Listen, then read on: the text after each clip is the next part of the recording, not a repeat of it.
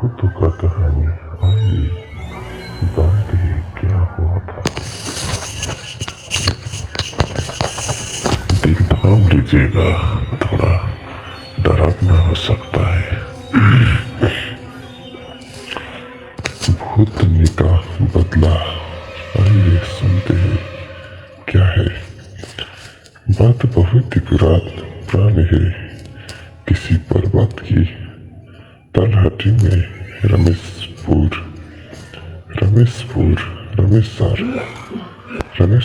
नाम का एक बहुत ही रमणीय गांव था। इस गांव के मुखिया रमेशर काका थे। सभी गांववासी रमेशर काका की बहुत ही इज्जत करते थे और उनके विचारों सुझावों को पूरी तरह मानते थे। रमेशर काका की एक ही संतान थी, चंदा। 15-16 की उम्र में भी चंदा का नटखटपन गया नहीं था। वो बहुत ही शरारत थी। उसके चेहरे पर कहीं भी सोरसी का शर्मिलापन नजर नहीं आता, पर हाँ, उसके चेहरे से उसका भोलापन जरूर झलकता। उस समय हर माँ बाप की बस एक ही ख्वाहिश होती थी कि उनकी लड़की को अच्छा घर बर मिल जाए और वो अपने ससुराल में खुश रहे।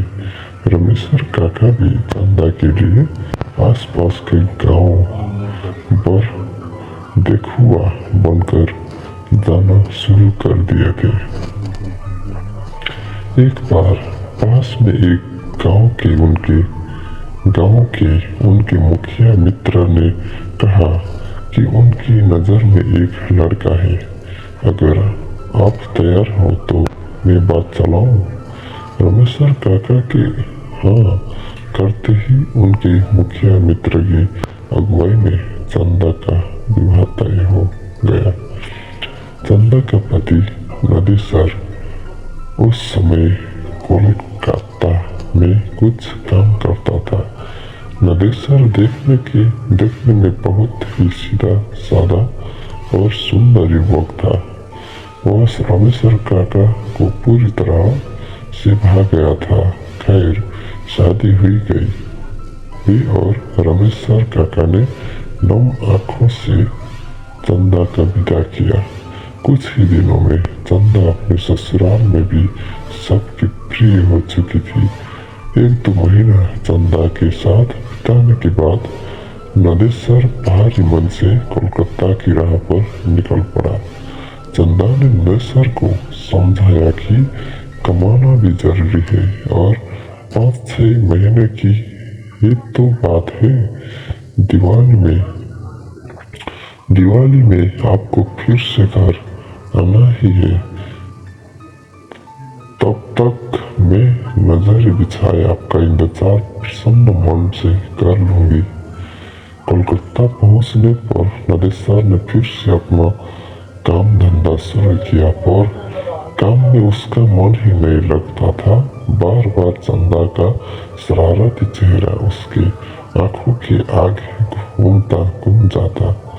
वो जितना भी काम में मन लगाने की कोशिश करता, उतना ही चंदा की याद आती। नदेसर की ये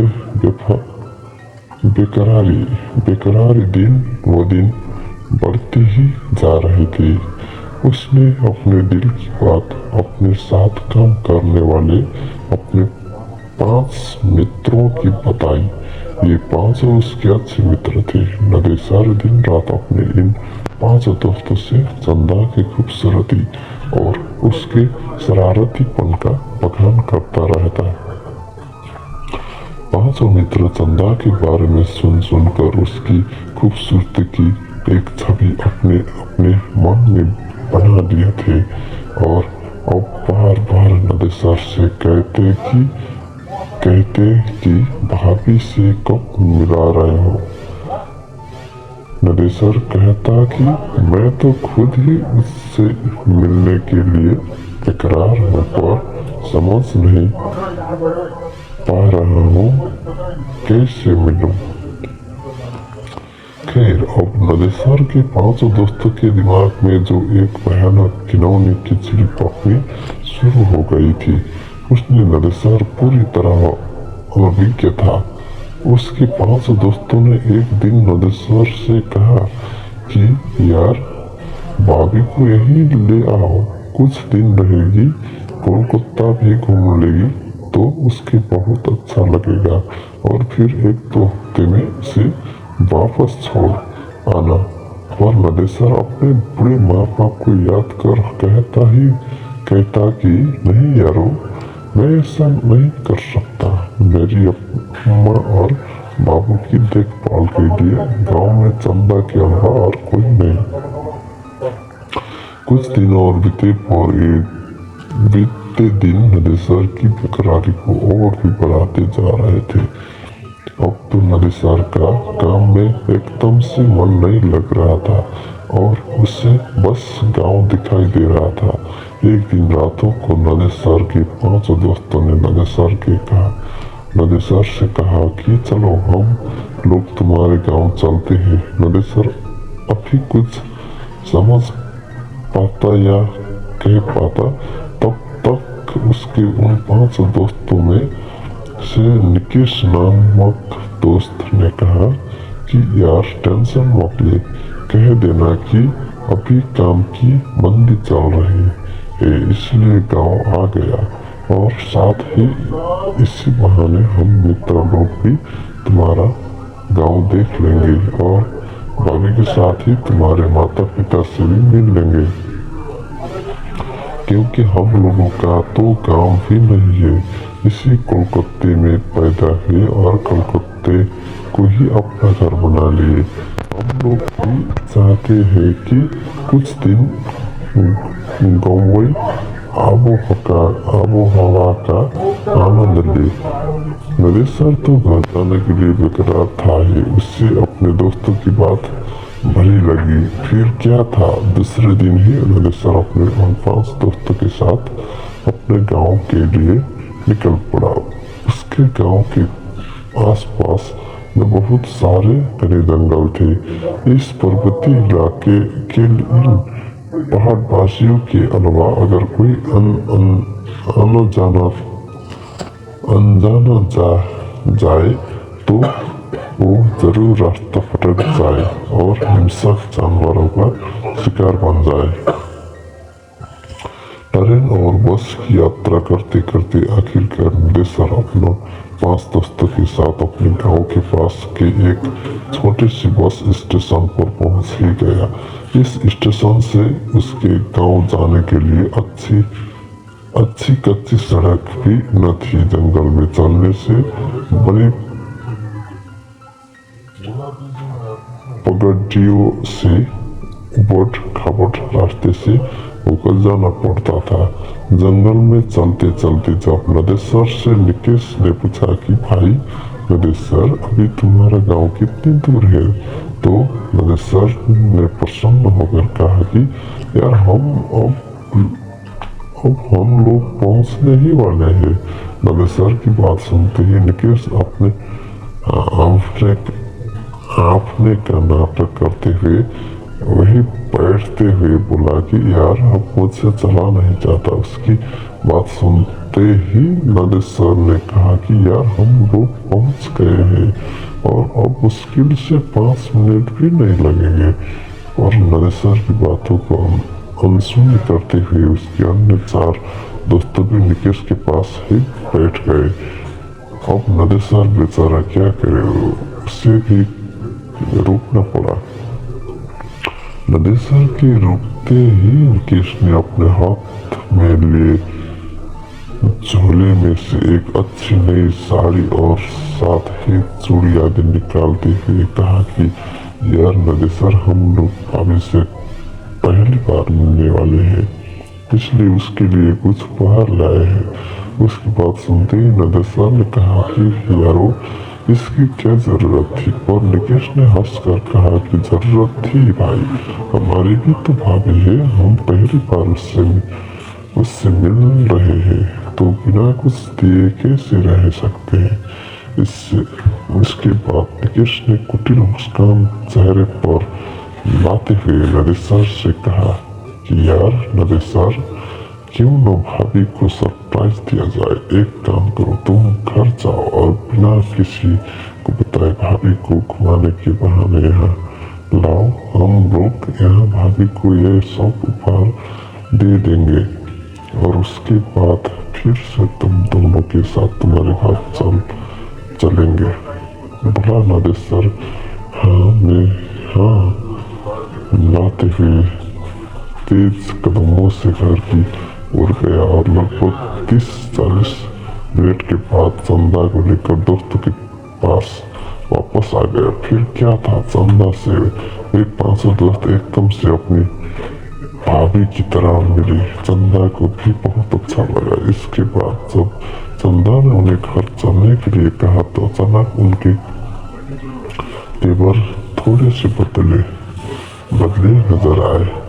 निकेश और नरेसर के अन्य 4 दोस्तों चंदा और नरेसर के पास पूरी शक्ति से खड़े हो गए थे। चंदा और नरेसर कुछ समझ पाते इससे पहले ही निकेश ने दांत बिजते हुए तेज आवाज में नरेसर से कहा कि साले, मैं अपनी बहन की शादी तुमसे करना चाहता था, पर तुम बिना बताए गांव आकर अपनी कर लिए।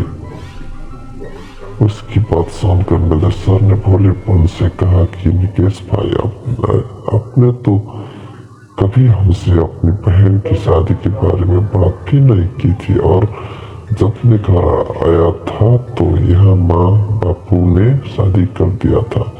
भला मैं उन्हें मना कैसे कर सकता था। पर नरेसर की इन बड़ी बातों का उन 5 दैत्य पर कोई असर नहीं हुआ। उनमें से 2 ने नरेसर को कसकर पकड़ लिए थे और 3 चंदा का सिर हरण करने लगे थे। अभी नरेसर या चंदा चिल्लाकर आवाज लगा पाते इससे पहले ही उन दोनों के मुंह में कपड़े ठूस दिए गए। फिर त्रिवस्त्र चंदा और घने सर को उठाकर वे लोग कुछ और घने जंगल में ले गए। घने जंगल में ले जाकर उन लोगों ने नरेसर की हत्या कर दी और चंदा की इज्जत से खेल बैठे। लगभग वे पांचों नर पिशाच घंटों तक चंदा को दागदार करते रहे। वे चिल्लाती रही, भीख मांगती रही, पर उन पेड़ियों पर कोई असर नहीं हुआ। अंततः अपनी बारी करने के बाद उन 5 ने चंदा का भी मौत के घाट उतार कर वही जंगल में सूखी पत्तियों में डरकर आग लगा दिए। आग लगाने के बाद एक 5 दोस्त भी जिधर से आए थे उधर को भाग निकले। जंगले लगा और जलने लगे। चंदा और नरेसर के जिस्म सब कुछ सुहा हो गया था। इस आग से आसपास के गांव वालों को कुछ भी लेना देना नहीं था, क्योंकि जंगल में आग लगना कोई बहुत बड़ी बात नहीं थी। कभी भी कोई भी अपनी लठई में जंगल में आग लगा दिया करता था। धीरे धीरे समय बीतने लगा। रात तक जब चंदा और नरेसर घर नहीं आए तो नरेसर के पिताजी ने नरेसर के आने और चंदा को लेकर जाने की बात अपने पड़ोसियों से बताई। उसी रात को नरेसर और उनके कुछ पड़ोसी मसाल लेकर चंदा और नरेसर को खोजने निकल पड़े। काफी खोजबीन के बाद भी इन दोनों का पता नहीं चला। दूसरे दिन सुबह पुलिस में खबर दी गई, पर पुलिस भी क्या करती, थोड़ा बहुत छानबीन की, पर उन दोनों का कोई पता नहीं। अब नरेसर के माँ बाप और गांव वालों को लगने लगा था कि नरेसर अपनी बहुरिया को लेकर बिना बताए कोलकाता चला गया। शायद इसे डर था कि अगर बाबू को बताकर ले जाएंगे तो वे ले जाने नहीं देंगे। आखिर कोलकाता में नदेसर कहाँ रहता है, क्या करता है, इन सब बातों के बारे में भी नदेसर के माता पिता और गाँव वालों को बहुत कम ही पता था। धीरे धीरे करके 8-9 महीने बीत गए। अब नदेसर के माता पिता बिना नदेसर और चंदा के जीना सीख गए थे। इधर कोलकाता में एक दिन अचानक निकेश के घर पर कोहराम मच गया। हुआ यह था कि किसी ने बहुत ही बेरहमी से उसके गुप्तांगों को दांतों से काट खाया था। उसके शरीर पर जगह जगह भयानक दांतों के निशान भी पड़े थे और वो इस दुनिया को विदा कर गया था। पुलिस की पूछताछ में उसके घर वालों ने बताया कि पिछले 1 महीने से निकेश का किसी लड़की के साथ चक्कर था। वे दोनों बराबर एक दूसरे से मिलते थे, पर लड़की कौन थी, कैसी थी, किसी ने देखा नहीं था। और इसी दौरान पुलिस को निकेश की बहन से एक अजीब और डरावनी बात पता चली। निकेश की बहन ने बताया कि एक दिन जब निकेश घर से निकला तो वो भी पीछे पीछे हो ली थी। निकेश बस्ती में निकलकर एक सुनसान रास्ते में बनी एक पुलिया पर बैठ गया था। वहां से मैं लगभग 20 मीटर की दूरी पर एक बिजली के खंभे की आड़ में खड़ा होकर उस पर नजर रख रही थी। मुझे बहुत ही अजीब लगा, क्योंकि ऐसा लग रहा था कि निकेश किसी से बात कर रहा है, किसी को पुचकार रहा है, पर वहां तो निकेश के अलावा कोई था ही नहीं। फिर मुझे लगा कि कहीं निकेश भैया पागल तो नहीं हो गए, है ना। कभी मैं यही सब सोच रही थी, तभी एक भयानक काली छाया मेरे पास आकर खड़ी हो गई। वो छाया बहुत ही भयानक थी, पर छाया तो भी थी, पर छाया किसकी है ये समझ में नहीं आ रहा था। मैं पूरी तरह से डर गई थी। फिर अचानक कोई छाया अट्टहास करने लगी और चिल्लाई, अब तेरा भाई नहीं बचेगा। लोचा था न मुझे, मैं भी उसे नोच कर खा जाऊंगी। और हाँ, एक बात तू याद रख, अगर ये बात किसी को बताई तो मैं तेरे पूरे घर को बर्बाद कर दूंगी। इतना कहते ही नितेश की बहन सुबक कर रोने लगी। इतना सुनते ही पुलिस और आसपास जुटे लोग सत्य में आ गए और पूरी तरह से डर भी गए, क्योंकि निकेश का जो हाल हुआ था वो ये बयां कर रहा था कि इसके साथ जो हुआ है वह किसी इंसान ने नहीं, अपितु भूत प्रेत ने ही किया होगा। ये कहानी यही समाप्त होती है और इसके अगले भाग के रूप में एक कहानी और आ सकती है, क्योंकि निकेश का यह हाल किसी भूतनी ने ही ऐसा किया था या किसी और ने। कहीं चंदा तो नहीं या नदेसर। निकेश के अन्य 4 दोस्तों के साथ भी कुछ हुआ क्या? अच्छा तो दोस्तों, आज के लिए ये कहानी यही समाप्त होती है। अब किसी दूसरी कहानी के साथ हम आपसे भेंट करेंगे। आज के लिए इतना ही। Good bye.